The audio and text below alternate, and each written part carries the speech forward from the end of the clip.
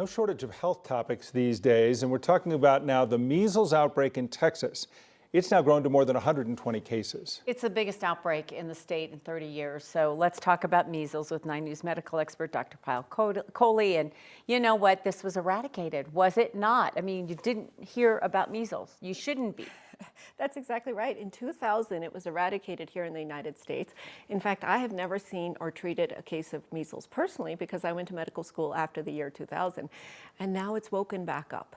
And the reason for that is not the virus, because the virus is very stable. It really hasn't mutated in the last 25 years. It's the fact that we're dropping our vaccination rate. So 95% of the community has to be vaccinated for us to prevent an outbreak. And those numbers have dropped below 93 in places like Texas recently. With this happening right away, this isn't about RFK Jr. This is about America's appetite for vaccination and the way vaccination has become less popular, if not unpopular. I would say, Tom, this is really fallout from the COVID-19 pandemic, because before that, we didn't stop to ask, should we get a vaccine? Is this vaccine safe? You know, is our doctor telling us the right thing? And now you've got the measles vaccine, which is 97% effective with 2 doses, had eradicated the disease.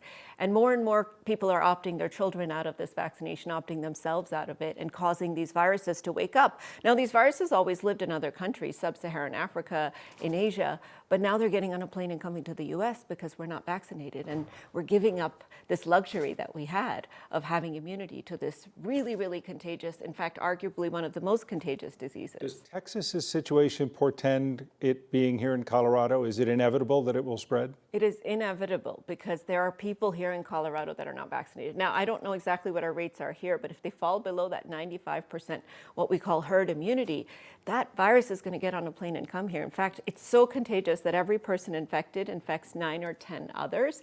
And you can go into a movie theater where someone had measles and 2 hours later and still be exposed to it because it lingers in the air and it's airborne.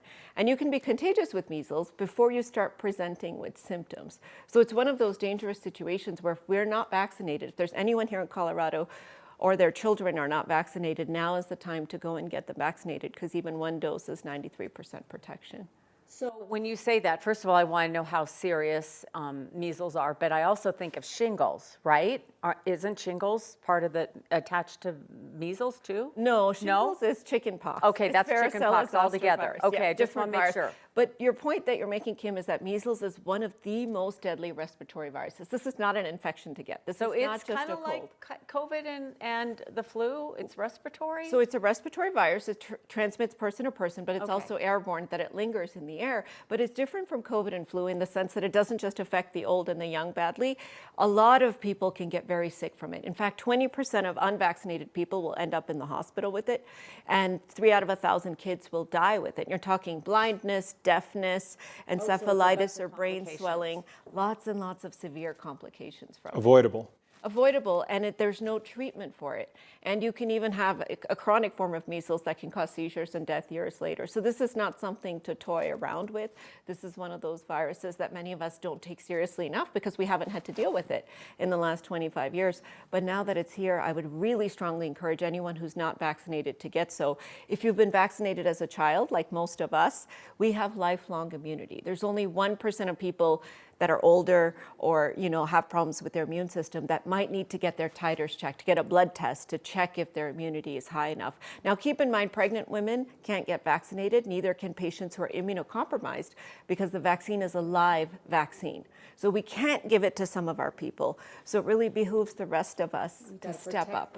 That's right. I imagine it's heartbreaking as a doctor and scientist that it's been allowed to make a resurgence, if you will. We'll unfortunately likely be talking about it more. We'll check in with you on our next visit. Good to see you. Thanks as always, Dr. Pyle Coley.